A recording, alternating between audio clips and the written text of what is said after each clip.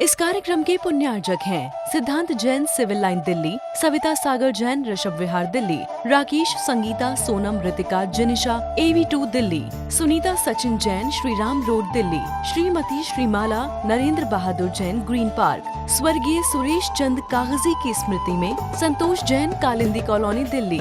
वंदी तु सौ विसिद्धे ध्रुवे मचल मनोभवं गदिं पते बोच्छामि समय पाहुड मृणिमो सुद केवली भणिदम।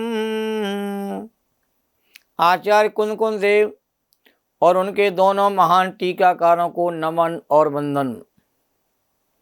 समयसार ग्रंथादि राज की बड़ी रोचक और सार्थक चर्चा चल रही है।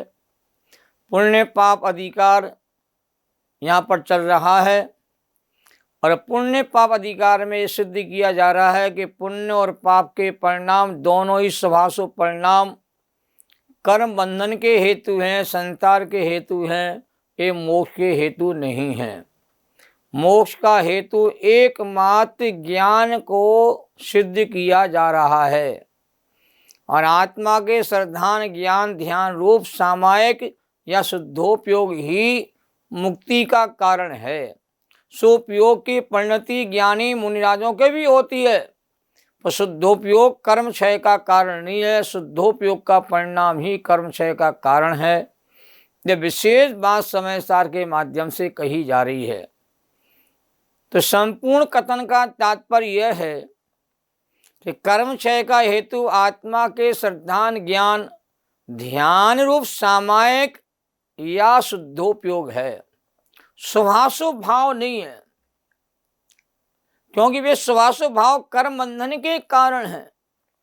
अज्ञानी इस बात को गहराई से समझते नहीं है और पुण्य भाव को ही कर्म क्षय का हेतु जान करके उसी पुण्य भाव में मग्न रहते हैं और पुण्य की धारा को बढ़ाते हैं और ज्ञान की धारा प्रारंभ नहीं हो पाती है। आचार्य जैसन टीकाकार ने यहाँ पुण्य अधिकार को यहाँ पर समाप्त कर दिया है और टीका के अंत में कहा, इस प्रकार इन 10 गाथाओं में यह पुण्य अधिकार समाप्त हो रहा है, परंतु पुण्य अधिकार की समाप्ति की सूचना है, पुण्य पाप अधिकार की सूचना नहीं है। आचार्य अमृत देव तो पुण्य पाप अधिकार की समाप्ति तो शेष 9 गाथाओं के बाद 163 गाथाओं जब पूरी हो जाएगी तब करेंगे। अब इन गाथाओं के मूल प्रयोजन को समझना बहुत जरूरी है। उपदेश सदा ऊंचा ही दिया जाता है। जब तक शुद्धोपयोग या शुद्ध परिणति नहीं हो तब तक शुद्ध परिणति की भावना भाते हुए जीव को शुभ परिणति में रहना चाहिए। संकलेश आदि अशुभ परिणति सर्वथा त्याज्य है। सावधानी यही है कि ज्ञानी के भी शुभ परिणाम आए बिना रहते नहीं हैं, पर ज्ञानी उसमें उपादेय बुद्धि नहीं रखते हैं। ज्ञानी की शुभ भाव में उपादेय बुद्धि नहीं होती है। शुभ परिणाम निचली भूमिका में उपयोगी तो होते हैं, पर शुभ परिणाम मुक्ति के साक्षात हेतु नहीं होते हैं। मुक्ति के नजदीक ले जाने में पुण्य के परिणाम शुभ के परिणाम सहयोगी हैं, इसका अर्थ को जनागम स्वीकार करता है। यदि कोई उन्हें मुक्ति का हेतु मानता है, मुक्ति के लिए करता है, तो उसकी वह तात्विक भूल है। आस्त्र और संवर दोनों तत्व का स्वरूप यथा समझना जरूरी है। श्रद्धांत संबंधी सूक्ष्म भूल है। एक ही भाव आस्त्राव का हेतु भी हो, संवर का हेतु भी हो, ऐसा संभव नहीं है। शुभाशुभ भाव का निरोध ही संवर कहा गया है। आस्त्रव निरोधा संवरा, अशुभ आस्त्रव निरोधा संवरा यह सूत्र नहीं है आगम में। आस्त्रव निरोधा संवरा, शुभ अशुभ दोनों आस्त्रव के खाते में जाते हैं और दोनों के निरोध होने पर संवर की प्रक्रिया प्रारंभ होती है। पुण्य की परिणति सम्य दृष्टि ज्ञानी मुनियों के भी होती है, पर उसे मोक्ष का हेतु नहीं मानते। उनके लिए वह अशुभ से बचने का साधन मात्र है। विचित्र स्थिति यह है कि अशुभ में जाना नहीं है, शुद्ध में रहना है और शुद्ध में टिकना है, पर शुद्ध में रह पाते नहीं। तो ज्ञानी भी कुछ काल तक शुभ में भी रहते हैं। शुद्ध में जाने के लिए शुभ में रहते हुए दृष्टि शुद्ध भाव की ओर ही रहती है। जब बेटी विदा होती पहली बार, तो वह गाड़ी में बैठने के लिए आगे आगे बढ़ती जरूर है, उसकी दृष्टि कहते माता पिता को देखती रहती है। ऐसी ज्ञानी पुरुष भी शुभ भाव में रहते जरूर है कुछ समय के लिए, कुछ काल के लिए, पर उनकी दृष्टि सदा शुद्ध स्वरूप पर रहती है। तत्वाश्रद्धान यथार्थ होना चाहिए, उसमें कोई भ्रांति नहीं होना चाहिए। इस बात को हमें समझने की बहुत बड़ी आवश्यकता है। आज गाथा 155 और 156 इन दो गाथाओं के आधार पर अपन विशेष चर्चा प्रारंभ करने वाले हैं। गाथा 154 में बड़ी दृढ़ता से कहा गया कि स्वभाव भाव मुक्ति के हेतु नहीं है, मुक्ति का वास्तविक हेतु क्या है। ऐसी जिज्ञासा होने पर आचार्य कुंद देव ने बहुत महत्वपूर्ण 155 नंबर की गाथा लिखी है। गाथा देखिए। जीवादि सदहणम सम्मतम तेतिमधिगमो नाणम रागादि परिहरणम चलनम एसोदुमोक्ष पहो। 155 नंबर की गाथा है। जीवादि सदहणम सम्मतम तेसी मधिगमो नाणम रागादि परिहरणम चलनम एसोदुमोक्ष पहो। जीवादि सदहणम सम्मतम तेतिमधिगमो नाणम रागादि परिहरणम चलनम एसोदुमोक्ष पहो। अनुवाद देखिए। जीवादि का ध्यान सम्यक ज्ञान है, रागादि का परिहार चारित यही मुक्ति मार्ग है। गाथा का मूल अर्थ देखिए। जीवादि पदार्थों का श्रद्धान सम्यक तो है, सम्यक दर्शन है। उन जीवादि पदार्थों का अधिगम ज्ञान है, सम्यक ज्ञान है, और रागादि का परिहार सम्यक चात है। यही मोक्ष का मार्ग है। मोक्ष का कारण वास्तव में सम्यक दर्शन ज्ञान चात है। संसार का कारण मिथ्या दर्शन, मिथ्या ज्ञान, मिथ्या चात कहा गया है। उसमें सम्यक दर्शन तो जीवादि पदार्थों के श्रद्धान स्वभाव रूप ज्ञान का होना, परिणमना है। ज्यों का त्यों श्रद्धान हो, जिस तत्व का जो स्वभाव है, स्वरूप है, वैसा ही जानना, वैसा ही मानना, वैसा अनुभव करना, यही रत्नत्रय का स्वरूप है। यही मोक्ष का कारण है। जीवादि पदार्थों के ज्ञान स्वभाव रूप ज्ञान का होना, परिणमन करना एक ज्ञान है, और रागादि के अभाव स्वभाव रूप ज्ञान का होना, परिणमना, यह सब में चात्र है। रागादि की निवृत्ति को चात्र कहा गया है। वस्तु का स्वरूप जैसा है वैसा ही ज्ञान में जानने में आना, न कम न ज्यादा जानने में आना, संशय विपर्यादि से रहित पदार्थों का ऐसा स्वरूप जानने में आना, इस सब में ज्ञान कहा गया है। और जीवादि पदार्थों का जैसा स्वभाव है वैसा ही स्वभाव श्रद्धान में आना, विश्वास में आना, वो सम्यक दर्शन का रूप कहा गया है। अतः सम्यक ज्ञान चार तीनों एक ज्ञान का ही भवन परिणमन है, ये कहा जा रहा है। तीन अलग अलग नहीं, सब ज्ञान का ही भवन परिणमन है। इसलिए ज्ञान ही मुक्ति का कारण है। आचार्य अमृतचंद देव सम्यक ज्ञान सम्यक चात्र इन तीनों को ज्ञान पर ही घट करते हैं, क्योंकि आचार्य पहले से कहते ही आ रहे हैं कि ज्ञान ही मोक्ष का हेतु है। बात अनेक जगह कही गई है, और तीनों ही एक ज्ञान का भवन है, परिणमन है। इसलिए ज्ञान ही परमार्थता मोक्ष का कारण है, ये बात कही गई है। भावार्थ में कहा है पंडित जी साहब ने कि आत्मा का असाधारण स्वरूप ज्ञान ही है और इस प्रकरण में ज्ञान को ही प्रधान करके कथन किया है। इसलिए सम्मिश्रण ज्ञान और चार तीनों स्वरूप में ज्ञान ही परिणमित होता है, यह कह करके ज्ञान को ही मोक्ष का कारण कहा है। ज्ञान अभेद वक्षा में आत्मा ही है और ऐसा कहने कोई विरोध भी नहीं आता है कि ज्ञान सो आत्मा, आत्मा सो ज्ञान। इसलिए टीका में अनेक स्थानों पर आचार्य ने ज्ञान स्वरूप आत्मा को ज्ञान शब्द से कहा है। और 155 गाथा में ज्ञान को मोक्ष का परमार्थ हेतु बताया गया। अब 156वीं गाथा में आचार्य कुंद कहते हैं कि निश्चय रत्नत्रय को छोड़ करके और कोई शुभाशुभ कर्म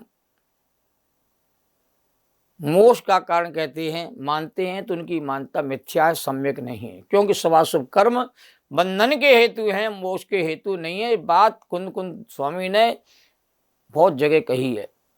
और परमात्म मोक्ष का कारण तो ज्ञान ही है, अन्य कर्म को मोक्ष का मार्ग में निश्चित किया गया है। कोई भी कर्म हो वह मोक्ष मार्ग में अस्वीकार है, स्वीकार नहीं है। गाथा देखिए 156 नंबर की।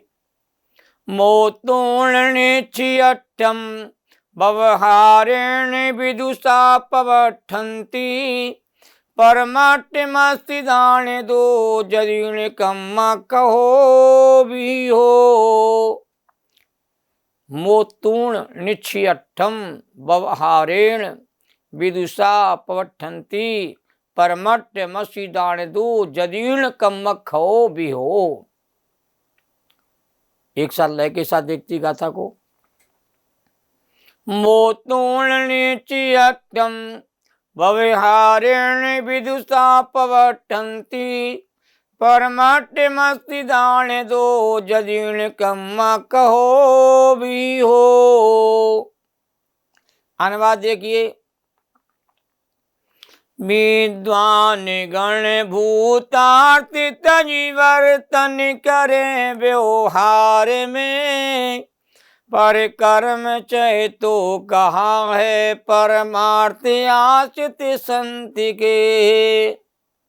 अच्छा अनुवाद किया गया है। मूल गाथा का मूल अर्थ देखिए। विद्वान लोग निश्चय ने के विषय को छोड़ करके व्यवहार में परिवर्तन करते हैं, व्यवहार मार्ग में प्रवृत्ति करते हैं और निश्चय के स्वरूप से कहते हैं अनजान है। परंतु शुद्धात्मा भूत परमार्थ के आश्रित यतियों के ही कर्मों का क्षय आगम में कहा है। एक जो गाथा है बड़ी मार्मिक है। किसके कर्मों का क्षय कहा है?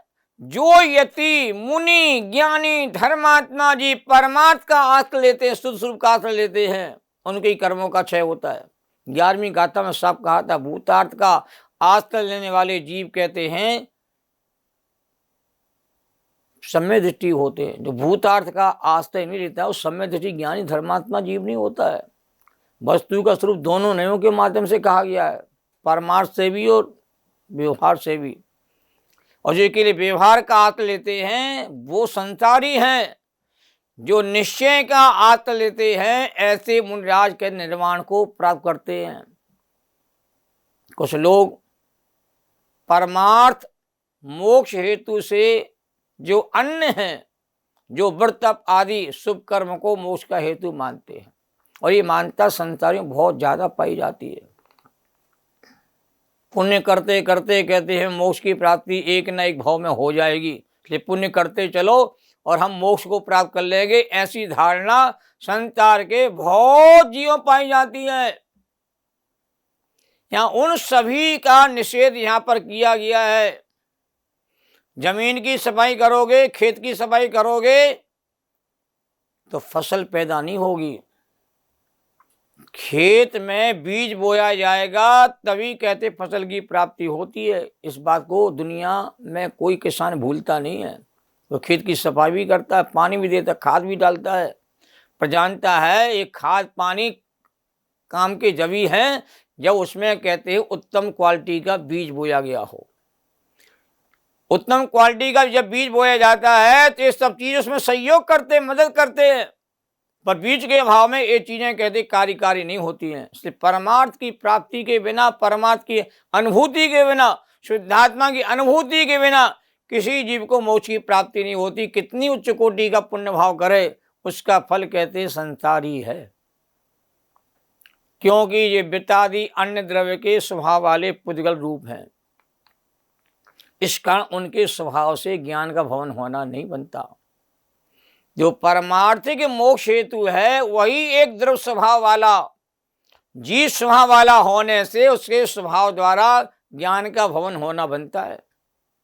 भावार्थ में कहते हैं क्योंकि आत्मा को मोक्ष होता है, इसलिए उसका कारण भी कहते आत्म स्वभावी, ज्ञान स्वभावी आत्मा ही होना चाहिए। जो अन्य स्वभाव वाला है उससे आत्मा को मोक्ष कैसे हो सकता है? शुभ कर्म पुद्गल स्वभाव वाले हैं, इसलिए उनके भवन से परमात्मा का भवन नहीं बनता, इसलिए वे आत्मा के मोक्ष के कारण कहते नहीं होते हैं।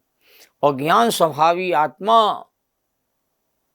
मोक्ष का हेतु इसलिए है क्योंकि ज्ञान स्वभावी आत्मा ही मोक्ष अवस्था को प्राप्त होता है, इसलिए उसके भवन से आत्मा का भवन बनता है, अतः वह आत्मा के मोक्ष का कारण बन जाता है। इसलिए ज्ञान ही मुक्ति का हेतु है, ये बात समझना पड़ेगी। कलश 106 में कहते हैं एक ज्ञान एक दृढ़ स्वभावी होने से, ज्ञान के स्वभाव से सदा ज्ञान का भवन बनता है, इसलिए ज्ञान ही मोक्ष का हेतु है। 107 में कलश में कहते हैं कर्म अन्य द्रव्य स्वभावी होने से कर्म के स्वभाव से ज्ञान का भवन नहीं बनता, इसलिए कर्म मोक्ष का कारण नहीं है। कितनी उच्च कोटि की बात आचार्य देव कह रहे हैं। हमारी दृष्टि सम्यक हो जावे, सही मानता हो जावे तो हमारा बेड़ा पार हो जाता है। 108 कलश में कहा जा रहा है कर्म मोक्ष के कारणों का तिरोधान करने वाला है और स्वयं बंध स्वरूप है, अतः वह मोक्ष का कारण कहते नहीं है।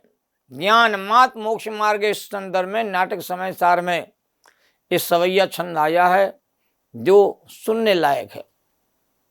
मुक्ति के साधक को बाधक कर्म सब, आत्मा अनादि को कर्म माही लुक्यो है।